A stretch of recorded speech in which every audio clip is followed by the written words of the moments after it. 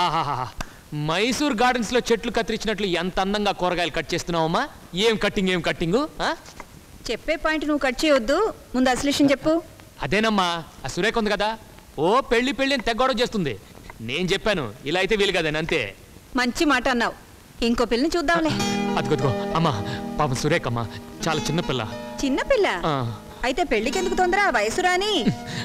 అదిగో జిలేబీలో కారం వేస్తున్నావు. సురేఖ పెళ్లి విషయం మాట్లాడటానికి ఈ రోజు శ్రీశైలం వెళ్తున్నాను. అలా దారికి రా. నాన్నగారికి ఈ విషయం చెప్పావా? ఆయనకి చెప్తే వింటారా? మనం చెప్పింది ఎప్పుడన్నా విన్నారా? అదిగో ఆయన వచ్చేస్తున్నారు. అలా చేయి, అన్నీ గుర్తున్నాయిగా. ఏమండి, ఎక్కడికండి ప్రయాణం? సార్ కాసేపు కూర్చోండి. ఎందుకు? పని మీద పెడుతున్నప్పుడు ఎక్కడికైనా అడగకూడదు. ఒకసారి తమరి అసెంబ్లీకి వెడుతున్నప్పుడు అమ్మగారు ఎక్కడికైనా అడిగారా? ఏమైంది? ఆ రోజు అసెంబ్లీ గొడవలో ఎవరో విసిరిన మైకు మీకు తగిలింది, రక్తం వచ్చింది. క్షమించండి, మీ హడావుడి చూసి. హడావుడి విషయమే, రాకేష్ కు ప్రెసిడెంట్ గారి సంబంధం ఖాయం చేసుకోవడానికి శ్రీశైలం వెళ్తున్నాను. శ్రీశైలం వెళ్తున్నారా? రాకేష్ కి పెళ్లి, వాడికి విషయం చెప్పారా? ఏమిటి చెప్పాలా?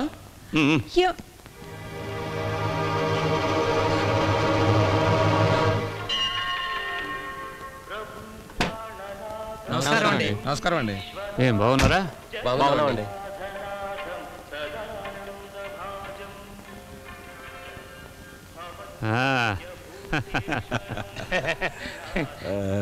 ఏమిటి మహేంద్ర ఇదంతాను? దండాలు పెట్టి దండలు వేయటం కాదండి. రాజకీయ నాయకులకు దేవుడి మీద ఉన్న భక్తి దేశం మీద ఉంటే ప్రజలు ఎంతో బాగుపడతారు. ఎంత బాగా చెప్పారండి. భజన నాకు కాదు, దేవుడికి. ఏ మహేంద్ర, హవీజ్ రాకేష్? బాగున్నాడు సార్. సార్, మీతో ఒక ముఖ్యమైన విషయం మాట్లాడాలి. ఇంట్లో రాజకీయాలా, పార్టీ రాజకీయాలా? రెండూను.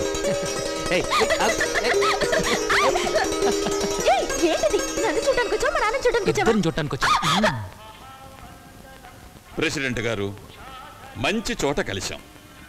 మావాడ లా పాస్ అయ్యాడు, ఒక్కడే కొడుకు. మీ అమ్మాయిని మా ఇంటి కోడలుగా చేసుకోవాలని నా కోరిక. అలాగే మనం రాజకీయంగా ఎదగాలంటే బంధుత్వాలు కలుపుకోవాలి. పార్లమెంట్ ఎన్నికల్లోపే పెళ్లి జరిపిద్దాం. ఓకే. ఏంటమ్మా, ఆశీర్వాదం తీసుకోండి. ఓం శతంజీవ శరదో వర్ధమానే శతమవో భవతి శతం.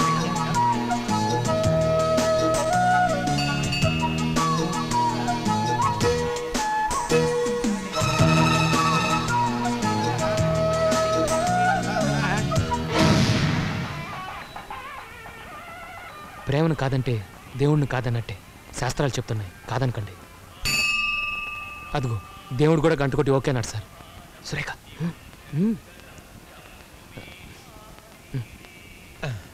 శీఘ్రమేవ కళ్యాణ ప్రాప్తిరస్తు.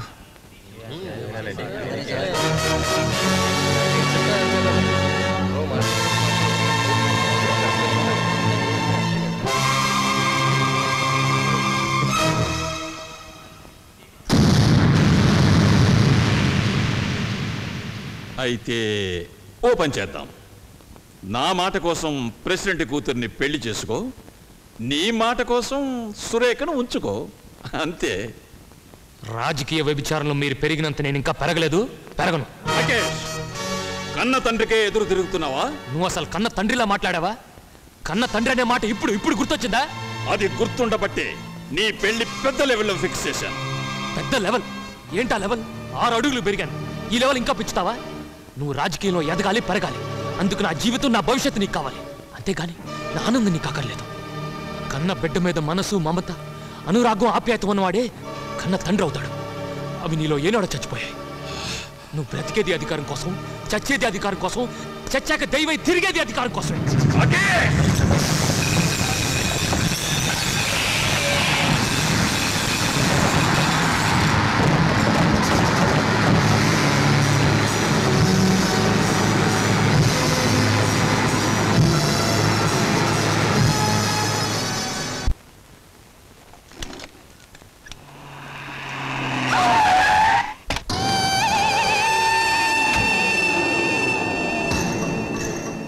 నేనెవరో, ఎలాంటి వాడినో తెలుసా?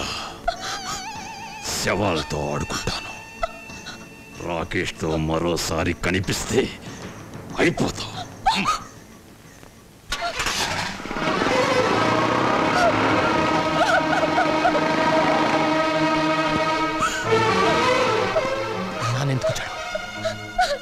చంపుతానని బెదిరించాడా? రాకేష్ మనం కలుసుకోవడం పెళ్లి చేసుకోవడం ఆయనకి ఇష్టం లేదు. ఆయన నాయకుడు కావడం రాష్ట్రానికి ఇష్టం లేదంటే ఏం చేస్తాడు? రాజకీయాలు వదులుకుంటాడా? నీకేం భయం లేదు. మన పెళ్లి ఎలా జరగదో ఎందుకు జరగదో నేను చూస్తాను.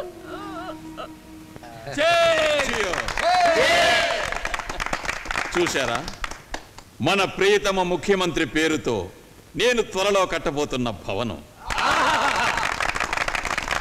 వారి పేరుతో దీన్ని జాతికి అంకితం ఇస్తాను.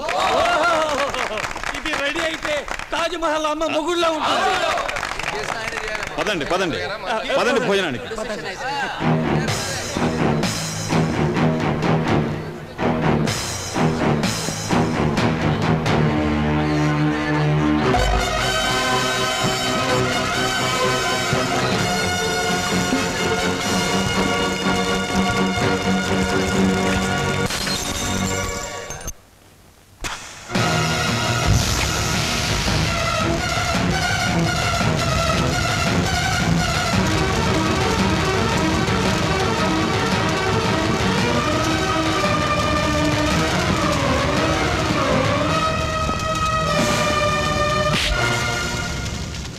ఒక చంప కొడితే రెండో చంప చూపించే టైంలో కాదు పుట్టింది. ఒక చంప కొడితే రెండు చంపలు వాయించే టైంలో పుట్టాను. రాకేష్ కొట్టు. తండ్రిగా కొంపను నాశనం చేస్తున్నందుకు ఒక చంప, నాయకుడిగా రాష్ట్రాన్ని మింగుతున్నందుకు ఇంకో చంప నేను పక్కన కొడతాను. రాకేష్ ఏమిటా మాటలు? లోపలికి పద. సురేఖ ఏమైనా బెదిరించాడు? అడుగుమా. చంపుతానని వార్నింగ్ ఇచ్చాను. ఏమండి ఎందుకు అలా చేశారు? నీ నోరు ముయించడానికి నేను వచ్చాను. సురేఖని ఎలా చంపుతావో నేను చూస్తాను. నేను తెచ్చిన సంబంధం నువ్వు చేసుకోకపోతే దాని శవాన్ని ముక్కలు చేసి నీకు ప్రజెంట్ చేస్తాను. ఏది చేయి చూద్దాం. బ్రతికొండగానే నీకు తలకోరి పెడతాను. నువ్వు నిజంగా నా కొడుకువేనా? వెళ్ళి అసెంబ్లీలో అడుగు. రా బాబు. రాకేష్, ఒక బతారి దాని కోసం నీ తండ్రిని ఎదిరిస్తావా? సురేఖ కాదు, నువ్వు బజార్ మనిషి. పదవి పారేస్తే కన్న కొడుకుని, కట్టుకున్న పెళ్ళాన్ని, చివరికి కన్న తల్లిని కూడా అమ్ముకునే పవిత్రమైన మెదడున్న మహానుభావుడివి. నీలాంటి వాడి కొడుకు నేను చెప్పుకోవడానికి నాకే సిగ్గులేదు. సురేఖ కోడలు కాబట్టి నీకెందుకు సిగ్గు? అది నా కోడలు కావడానికి వీల్లేదు. మీరు కాదన్నా సురేఖ నా కోడలు అవుతుంది. శారదా, నీ ఆవేశం కంటే అమ్మ ఆశీర్వాదమే నాకు గొప్పది. రేపు లా డిగ్రీ తీసుకుంటున్నాను. రేపు సాయంత్రం సురేఖ మెడలో తాళి కడుతున్నాను. రామ్మా. రాకేష్ చేసిన పని వాళ్ళ నాన్నగారిలో ఆవేశాన్ని పెంచింది. పార్టీ ప్రెసిడెంట్ కూతురితో రాకేష్ పెళ్లి జరగకపోతే రాజకీయంగా తను ఎదిగే అవకాశం పోతుందన్న భయం ఆయన్ని పిచ్చివాటిని చేసింది.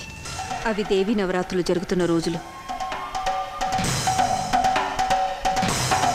ఒకరోజు సురేఖ ఇంటికి ఓ మనిషిని పంపించాడు. రాకేష్కి యాక్సిడెంట్ అయిందని ఆ మనిషి చెప్పాడు. రాకేష్ కోసం సురేఖ హాస్పిటల్కి పరుగు తీసింది. అమాయకురాలైన సురేఖని హోటల్నే హాస్పిటల్గా నమ్మించాడు. ఆమె ఓ గదిలోకి వెళ్ళింది. రాకేష్ బదులు మరో వ్యక్తిని చూసి కంగారు పడింది. వ్యభిచార నేరం కింద సురేఖ అరెస్ట్ అయ్యింది. హోటల్ బయట సురేఖ మహేంద్రని చూసింది. తన స్వార్థం కోసం తనను ఒక పావులా వాడుకున్నాడు మహేంద్ర అని తెలుసుకుంది.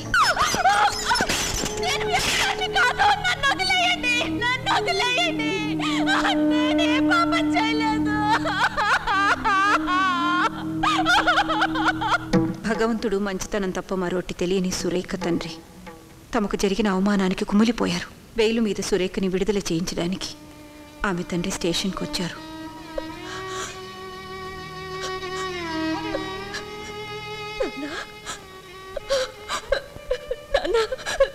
నేనే తప్పు చేయలేదు నాన్న.